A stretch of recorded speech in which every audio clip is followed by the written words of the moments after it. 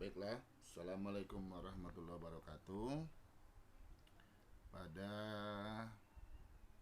hari ini atau pada materi ini kita akan mempelajari tentang elektrokimia. Kita kemarin sudah belajar persamaan reaksi redoks dan elektrokimia.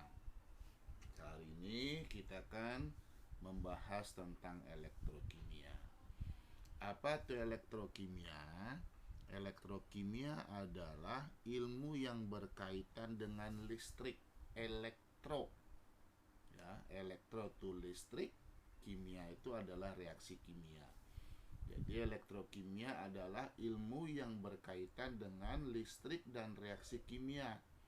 Adapun reaksi yang terjadi adalah reaksi redoks. Jadi reaksi redoks yang berkaitan dengan energi listrik ataupun energi listrik yang berkaitan dengan reaksi redoks. Nah, di sini reaksi yang terjadi adalah reaksi redoks, yaitu reduksi dan oksidasi yang digambarkan dalam sel elektrokimia. Nah, perlu diketahui bahwa sel elektrokimia terdiri atas dua macam. Yang pertama adalah sel Volta atau sel Galvani. Sel Volta atau sel Galvani, dan satu lagi adalah elektrolisis atau sel elektrolisis. Oke, kita lanjut. Kita akan bahas dulu tentang sel Volta.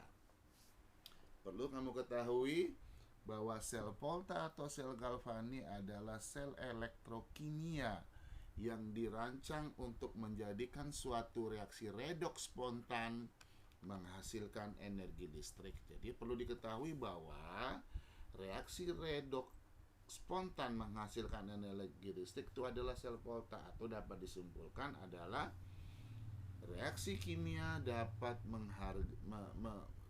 menghasilkan energi listrik atau energi listrik yang dihasilkan oleh reaksi kimia.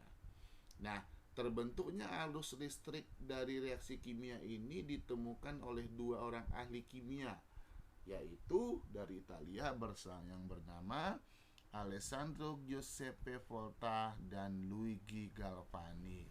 Nah, itu makanya sekarang dikenal dengan nama sel Volta atau sel Galvani, karena dua orang inilah yang menemukan. Nah, sekarang perhatikan. Nah, ini adalah bagan sel, ya, bagan dari sel Volta atau sel Galvani. Apa aja isinya? Nah, pada bagan sel Volta ini, yang pertama terdiri dari dua elektroda, ya, dua elektroda, elektroda negatif dan elektroda positif. Nah, kita ambil contoh. Di salah satu contohnya adalah di dalam gelas kimia ini dia berisi larutan ZnSO4 dan larutan CuSO4. Ini adalah garam-garam.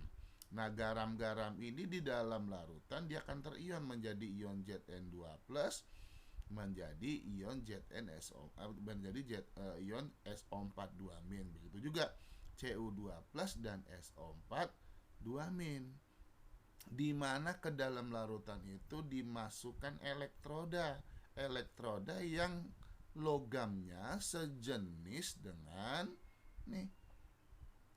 dengan larutannya. Apabila ZnSO4 kita masukkan, ini adalah elektroda Zn atau logam Zn yang merupakan anoda dan dia bermuatan negatif. Sedangkan pada katoda, karena larutannya CuSO4, kita masuki logam Cu yang terhubung dengan elektroda positif yang disebut dengan katoda, sehingga dapat dikatakan pada anoda elektrodanya negatif. Nah, di sini nanti akan terjadi reaksi oksidasi. Sedangkan di katoda elektrodanya positif, di mana di sini akan terjadi reaksi reduksi, reaksi penangkapan elektron oleh Cu2+, dan di sini adalah reaksi pelepasan elektron oleh Zn menjadi Zn2 plus. Nah, setelah itu apa? Di sini ada jembatan garam. Ini adalah jembatan garam.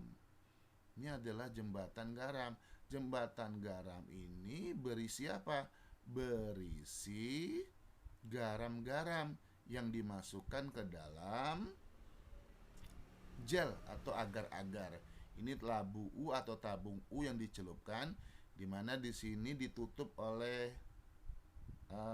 kapas. Di sini ditutup oleh kapas, ya, kapas yang berpori. Nah, ke dalam jembatan garam ini dimasukkan nih merupakan tabung U yang berisi larutan garam, bisa garam NaNO3, bisa garam KCl ataupun KNO3 dan lain-lain. Apa fungsinya? Fungsinya adalah menetralkan listrik dari kedua larutan tersebut atau menetralkan jumlah ion-ion yang ada di dalam larutan tersebut. Nah, ini adalah fungsi jembatan garam. Ya, jadi fungsi jembatan garam ini akan menetralkan ion-ion yang ada pada larutan ZnSO4 dan ion-ion yang ada dalam larutan CSO4. Makanya di dalam jembatan garam ini berisi garam-garam NaNO3, ya kan, dia terurai menjadi Na+ dan NO3- atau menjadi ion-ion positif dan ion-ion negatif. Nah, kemudian ke dalam ini dihubungkan dengan voltmeter. Voltmeter ini berfungsi untuk menentukan potensial sel yang terbentuk dari reaksi ini. Ya, yang terbentuk dari reaksi ini. Ini adalah bagan sel Galvani. Bisa dilihat, ya, jadi sel Galvani ini terdiri dari anoda. Anoda ini merupakan elektroda negatif di mana terjadi reaksi oksidasi, yaitu reaksi pelepasan elektron dari Zn menjadi Zn2+. Sedangkan pada katoda ini terjadi reaksi reduksi, yaitu reaksi penangkapan elektron. Oke, bisa dipahami, ini jembatan garam yang fungsinya adalah untuk menetralkan jumlah ion-ion terdapat disebut. Nah, kita lanjut. Nih, apa yang terjadi? Bagaimana proses terbentuknya arus listrik pada sel volta? Nah, sekarang perhatikan. Wah, ini udah berubah nih. Ya, tadi di sini adalah ZnSO4, di sini menjadi CuNO3. Oke, nggak apa-apa lah. Nah, ini kita ganti jadi larutan CuNO3 2 kali, ini menjadi larutan AgNO3 2 kali. Nah, sekarang perhatikan. Ini kita ambil contoh untuk larutan CuNO3 2 kali dan larutan AgNO3 2 kali. Nah, di sini nih, bentar.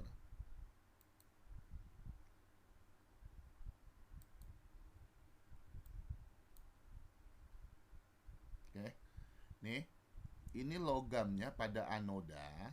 Pada anoda kan bermuatan negatif. Ini elektrodanya adalah Cu. Ya, elektroda ini adalah Cu. Jadi elektrodanya adalah tembaga.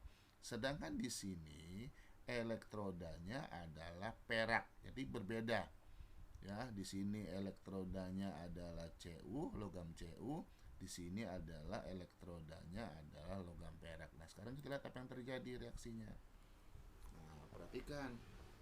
Nah, di sini logam Cu tadi akan terion membentuk Cu2+.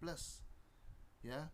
Nah, pada waktu Cu menjadi Cu2+, maka dia akan melepaskan elektron. Nah, elektron ini akan mengalir melalui elektroda di sini. Ya, jadi Cu ini lama-lama akan habis, logam Cu ini lama-lama akan habis karena dia berubah menjadi Cu2+. Maka melepaskan elektron. Nah, elektron ini masuk ke katoda. Ya, elektron ini masuk ke katoda, ditangkap oleh apa? Nih, Ag+. Nah, Ag+ ditangkap atau menangkap 2 elektron, maka Ag+ ini akan berubah menjadi Ag, sehingga jumlah Ag di sini akan bertambah. Ya, jumlah perak yang di sini akan bertambah. Kenapa dia bertambah? Ag plusnya ini bereaksi dengan elektron, atau Ag plusnya ini menangkap elektron, ya, dia menerima elektron yang dilepaskan oleh Cu ini sehingga menjadi Ag. Sehingga pada suatu saat di anoda logam Cu-nya akan habis, kemudian di katoda logam Ag-nya akan bertambah. Kenapa dia habis? Karena logam Cu-nya berubah menjadi Cu2+. Kenapa dia ini bertambah? Karena Ag plus di dalam larutan ini, coba perhatikan, Ag plus di dalam larutan ini akan menempel, ya, menempel pada elektrodanya. Jadi Ag-nya akan bertambah dari massa sebelumnya, sedangkan Cu-nya akan berkurang. Sehingga apa yang terjadi? Di dalam larutan ini, ya, kan Cu-nya akan bertambah, ion Cu2 plusnya akan bertambah. Kenapa ion Cu2 plus akan bertambah? Karena Cu berubah menjadi Cu2 plus, ya. Cu-nya menjadi Cu2 plus. Jadi Cu2 plus dalam larutan akan semakin banyak. Sedangkan di sini Ag plusnya akan berkurang. Kenapa? Karena Ag plusnya sudah menangkap elektron. Nah, karena dia menangkap elektronnya, Ag plusnya berubah menjadi Ag, sehingga di sini akan kekurangan ion positif, ya, pada larutan AgNO3. Maka di larutan ini akan kekurangan ion positif. Sedangkan di sebelah kanan dia kelebihan ion positif dan kekurangan ion negatif. Nah, di sini kelebihan ion negatif, kekurangan ion positif. Nah, inilah gunanya jembatan garam. Jembatan garam ini gunanya adalah untuk menetralkan jumlah ion-ion yang terdapat dalam larutan nih. Ya, jadi jembatan garam ini gunanya itu untuk menetralkan jumlah ion yang ada di sini. Nah, sekarang kita perhatikan nih dia nih, sehingga terjadi kenaikan jumlah ion Cu2+. Sehingga di dalam larutan ini terjadi kenaikan ion Cu2+, dan ion NO3- dari jembatan garam akan masuk ke larutan untuk menetralkan jumlah ion-ion yang ada di anoda. Begitu pula di sini, ya, sehingga larutan terjadi penurunan ion Ag plus, karena Ag plus berubah menjadi Ag. Agar jumlah ion NO3- dan Ag plus setara kembali, maka ion NO3- ini akan masuk jembatan garam menggantikan ion NO3- yang masuk ke dalam larutan CuNO3. Ya, ini jadi ada penukar. NO3 yang di sini keluar dari jembatan garam, NO3 yang di sini menggantikan dari jembatan garam tersebut, sehingga jumlah ion yang ada pada anoda dan pada katoda akan setara, akan dinetralkan kembali. Sampai sini, sekarang kita lanjut. Nah, inilah reaksi dari hasil konversi tadi. Ya, bagaimana penulisan sel galvaninya? Jika kita lihat tadi ini, ya, jika kita lihat tadi, Cu ini akan berubah menjadi Cu2+. Jadi elektron akan dilepaskan dari logam Cu membentuk ion Cu2+. Sedangkan di sini ion Ag+ karena menangkap elektron yang dilepaskan oleh Cu akan menjadi Ag, sehingga dapat persamaannya seperti ini. Ya, hasil konversi untuk penulisan reaksi pada sel galvani atau Anda ditunjukkan dari kiri, ya, ditunjukkan di kiri dan katoda di kanan, sehingga elektron mengalir dari kiri ke kanan. Oke, nah ini reaksinya. Anoda Cu, ya, Cu tadi akan melepaskan Cu2+, ya, yaitu menghasilkan 2 elektron, melepaskan elektron. Jadi Cu menjadi Cu2+, melepaskan 2 elektron. Sedangkan pada katoda, Ag+ tadi menangkap elektron yang dilepaskan oleh Cu, ditangkap menjadi Ag. Ini dapat kita lihat tadi, Cu-nya menjadi Cu2+, Ag+-nya menjadi Ag. Sehingga dapat kita buatkan diagram selnya. Ini reaksi. Jadi kalau kita lihat, reaksi pada anoda adalah terjadi reaksi oksidasi. Sedangkan reaksi yang terjadi pada katoda adalah reaksi reduksi. Sehingga dapat dituliskan diagram selnya seperti ini.